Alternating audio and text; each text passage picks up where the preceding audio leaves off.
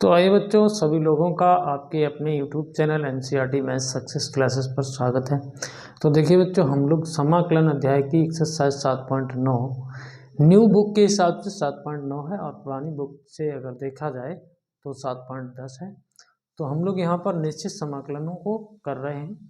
उसी के क्रम में हमने कल के वीडियो में क्वेश्चन 5 नंबर से 8 नंबर तक लगाए थे और उसमें एक्सरसाइज में 2 क्वेश्चन शेष बचे हुए थे, तो उनको हम लोग आज कंप्लीट करेंगे।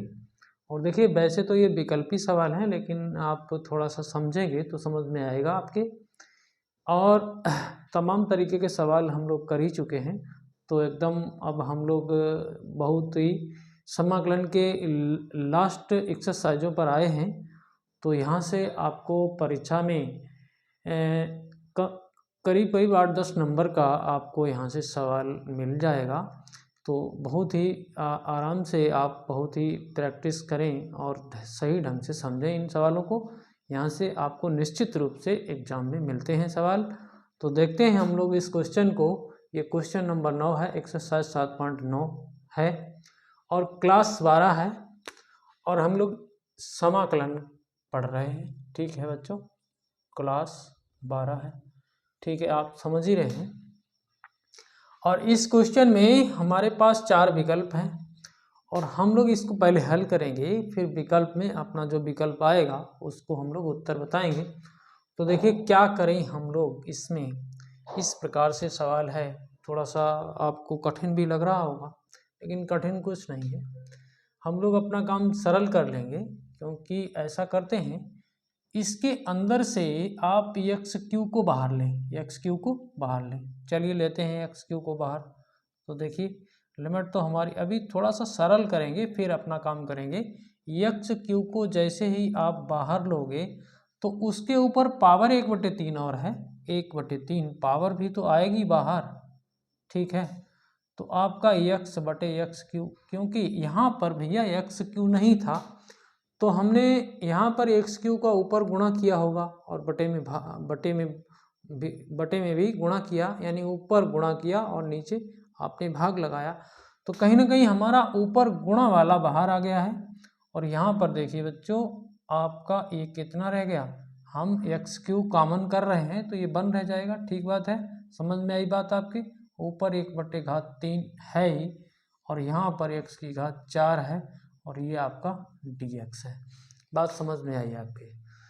तो हम देख रहे हैं कि इस 3 से ये 3 कैंसिल हो जाएगा, इस x से इसकी घातें 2 रह जाएंगी। एक बार लिखेंगे फिर समझ में आएगा आपके। तो 1/3 1 और यहाँ पर आपके पास x बचा है, यहाँ पर 1/x² बचा है, यहाँ 1 बचा है और इस पर घात 1/3 है और नीचे x की घात 4 है, इनटू में dx चल रहा है। तो देखिए आप यहाँ से इसको भी कैंसिल कर सकते हैं, यहाँ पर घात 3 रह जाएगी ना, 3 रह जाएगी। अगले स्टेप में लिखेंगे तो ये रह जाएगा 1/3, ये तो है ही 1/3। तो यहाँ पर 1/x² - 1 की घात 1/3 और बटे में आपके पास x की घात 3 इंटू dx। इस प्रकार से हम लोगों ने इस सवाल को थोड़ा सा सरल कर लिया है। तो अब अगर हम लोग ऐसा कर लें, इस कोष्टक वाले पद को t मान लें। देखिए मानते हैं यहाँ पर 1/x² - 1 को हमने t मान लिया है, क्योंकि हम लोग यहाँ प्रतिस्थापन से समाकलन कर रहे हैं। तो आप देखिए इसका अवकलन करोगे तो x की घात -2 - 1 ये हो जाएगा ना। ये देखिए समझ के चलेंगे, हम लोग समझ के चलेंगे। तो अब हम अवकलन करें तो -2 यहाँ आ जाएगा, x की घात -3 हो जाएगा, इंटू dx हो जाएगा, इसका तो 0 हो जाएगा, तो इधर dt हो जाएगा। आपके बात समझ में आई होगी, इधर dt हो जाएगा।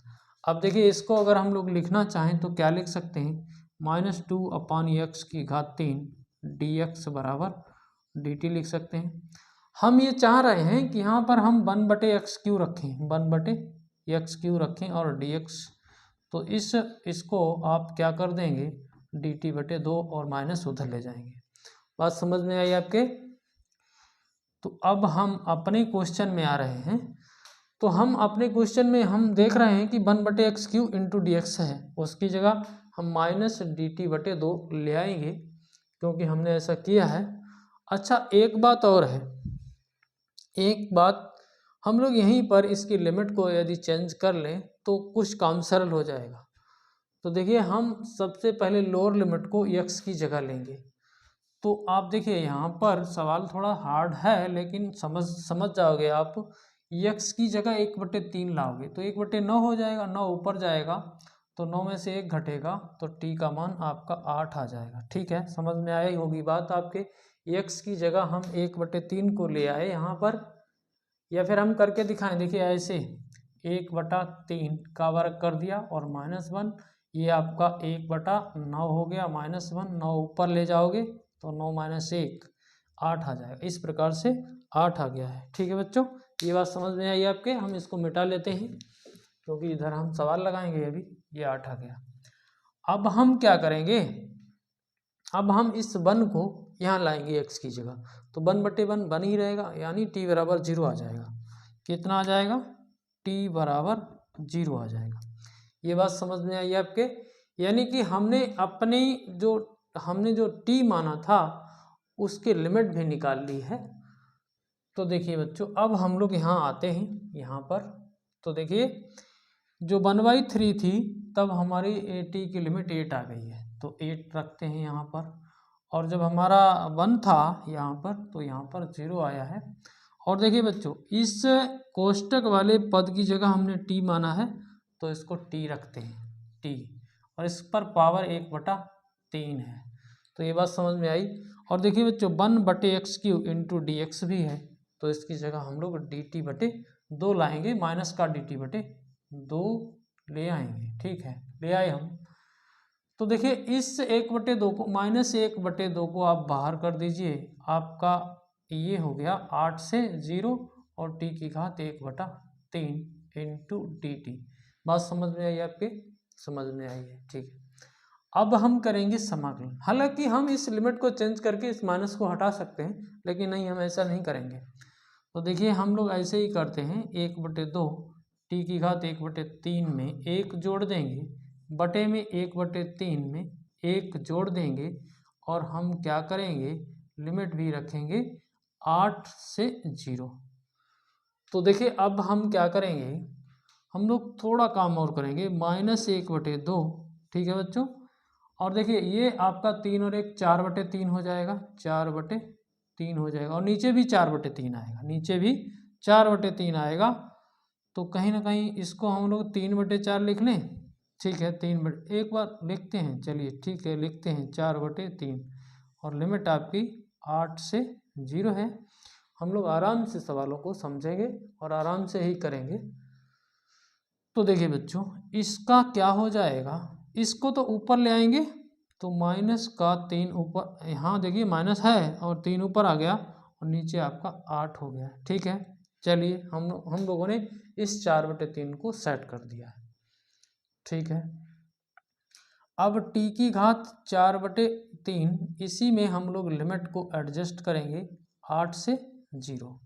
करते हैं अपना काम, उधर तो आप देख ही चुके हैं, तो वहाँ पर हम लोग लिमिट रखेंगे। ये सवाल का ही पार्ट है, तो इसको हटा लेते हैं। ये आप लिख लेना, नोट कर लेना, तो आपको समझ में आएगा। तो देखिए, अब हम लोग यहाँ पर आए हैं, -3/8 हो गया है। और देखिए, सबसे पहले हम 0 रखेंगे तो 0 की पावर 4/3 हो जाएगा। फिर हम t की जगह 8 रखेंगे, 8 की पावर 4/3 हो जाएगा। ये बात समझ में आई आपके। ये देखिए, कोई दिक्कत नहीं है, तो 0 ही रहेगा, तो -3/8, ये तो 0 हो गया। और इस 8 को 2 पर घात 3 लिख लें तो अपना काम सरल हो जाएगा, और ऊपर उस पर 4/3 घात लगी है। ठीक है, तो 3 से 3 कैंसिल कर दें तो कहीं ना कहीं 3/8, और यहाँ पर देखिए 0 का कोई मतलब नहीं, ये 2 पर घात 4 आ जाएगा। ठीक है, बात समझ में आई आपके, आई समझ में। तो 2 पर घात 4 को हम लोग 16 मानेंगे ना, तो 8 ये हो गया। ठीक है, और माइनस माइनस प्लस हो जाएगा, और 8 दूनी 16 हो जाएगा, माइनस माइनस प्लस, तो कुल मिला के कितना आ गया, 6। तो बच्चों ये आंसर आ गया है। अब आप सोच रहे होंगे इतना कठिन सवाल है और विकल्प का सवाल है। नहीं, आप जब प्रैक्टिस में लाएंगे तो ये कठिन कुछ नहीं है, बहुत जल्दी आप देखते ही उत्तर बता देंगे कि इसका आंसर कितना है, 6 है। ठीक है, एक सवाल इस एक्सरसाइज में और बचा है, फिर उसको भी कर लेते हैं। और अच्छा सवाल है, तो आंसर हमारा कितना हो गया, 6, और विकल्प हमारा कौन सा सही हो गया, ए विकल्प। ठीक है, तो आपके समझ में आया होगा, समझ में आया है। ठीक, तो देखते हैं अगला सवाल, इसको मिटा लेते हैं, फिर बात करते हैं क्वेश्चन नंबर 10 की। चलिए बच्चों, अब हम लोग क्वेश्चन नंबर 10 को देखेंगे, और हम लोगों ने क्वेश्चन नंबर 9 समझ लिया है। तो देखिए हमारा क्वेश्चन जो है, क्वेश्चन नंबर 10 लिखते हैं इसको।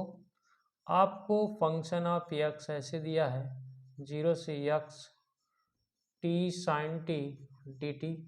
तो आपको फंक्शन ऑफ यक्स निकालना है, इसको फाइंड करना है, और ये विकल्पी सवाल है, तो ए विकल्प आपको दिया गया है। देखिए हम किताब में देख रहे हैं, cos x plus x sine x. B विकल्प आपको दिया गया है, यक्स साइन यक्स। फिर सी विकल्प आपको दिया गया है, यक्स कॉस यक्स। फिर डी विकल्प आपको दिया गया है, sign x plus x cos x. ये दिए गए हैं विकल्प। तो देखते हैं हम लोग, ये भी सवाल इम्पॉर्टेंट है। तो क्या करेंगे हम लोग, पहले तो भैया या एफ डैश एक्स निकालने के लिए आपको एफ एक्स प्राप्त होना चाहिए, और इसमें लिमिट दी गई है, तो इसका समाकलन ही कर दें तभी तो एफ एक्स आ पाएगा। तो इसको हम फर्स्ट फलन, इसको सेकंड फलन मान रहे हैं। तो फर्स्ट फलन जो का त्यों, सेकंड का समाकलन क्या करोगे, जानते हो ना, माइनस कॉस टी आएगा, और फिर इसमें लिमिट भी हम लोग अभी लगाएंगे। तो देखिए कैसे, हम लोग यहाँ पर लिमिट भी है हमारी 0 से यक्स, और फिर माइनस 0 से यक्स। फर्स्ट का अवकलन करोगे 1, इसका समाकलन कर दोगे माइनस का कॉस टी आ जाएगा इंटू डी टी। अभी एक बार और करेंगे यहाँ समाकलन। तो देखिए यहाँ पर यदि हम लोग लिमिट को रख दें, तो पहले यक्स रखेंगे, यक्स माइनस आगे लगा लो, कॉस यक्स हो जाएगा। फिर 0 रखोगे तो वो 0 हो जाएगा, उसका कोई लेना देना नहीं। माइनस माइनस प्लस हो गया, इसको एक बार लिखेंगे 0 से यक्स, यहाँ पर आपके पास कॉस टी डी टी है। अब करेंगे इसका काम, तो ये तो माइनस का यक्स कॉस यक्स हो गया, इसका साइन टी आ जाएगा, साइन टी, और 0 से यक्स लिमिट है, रखिए इसमें minus x cos x. Sine t की जगह आप क्या लाओगे, साइन एक्स, और यहाँ पर माइनस में साइन 0 लाओगे, उसका कोई मतलब नहीं, उसको छोड़िए। तो अब आपका ये एफ एक्स आ गया है। ठीक है, बात समझ में आई आपके। हमें चाहिए एफ डैश एक्स, तो इसी का अवकलन कर देते हैं। तो ये एफ डैश एक्स, यहाँ पर फर्स्ट सेकंड लगाना होगा, यहाँ पर तो सीधा हो जाएगा। तो देखिए माइनस को हमने बाहर कर दिया, फर्स्ट फलन जो का त्यों, सेकंड का अवकलन कास एक्स का कितना होता है, माइनस का साइन एक्स। ठीक है, अब फिर क्या करोगे, कास एक्स को रोकिए, कास एक्स रुक गया, एक्स का कितना 1 हो जाएगा। ठीक है, ये इतना हो गया है। अब इसका तो काम हो गया, इसका क्या करोगे, इसका कास एक्स हो जाएगा। इस माइनस को अंदर लेते हैं, तो ये हो जाएगा यक्स साइन एक्स हो जाएगा, यहाँ पर माइनस का कॉस एक्स हो जाएगा, और आगे आपका कॉस एक्स है। तो देखिए कॉस एक्स से कॉस एक्स कैंसिल हो गया, यक्स साइन एक्स आ गया, एफ डैश यक्स। ठीक है, कितना आ गया, यक्स साइन एक्स। तो हमारा इस हिसाब से विकल्प तो बी सही हुआ है। आप लोग उत्तर चेक कर लेंगे। ये बच्चों, यदि आपके हमारे बताए हुए 2 सवाल समझ में आए हों, क्योंकि हम लोग 2 ही सवाल करेंगे, क्योंकि आगे हम लोगों को डेफिनेट इंटीग्रल की प्रॉपर्टीज पढ़नी है, तो उनको अलग से ही क्लास में लेंगे और अलग से ही वीडियो बनाएंगे, तो आपके समझ में आएंगे। इसके साथ में अगर हम लोग करते तो बात समझ में नहीं आती। तो आज के लिए केवल इतना ही। चैनल सब्सक्राइब करना ना भूलें, बेल आइकन को प्रेस कर लें, ऑल पर सेट करके सेट ज़रूर कर लें ताकि हमारे वीडियो का नोटिफिकेशन आपको मिलता रहे। आप लोगों का बहुत बहुत धन्यवाद।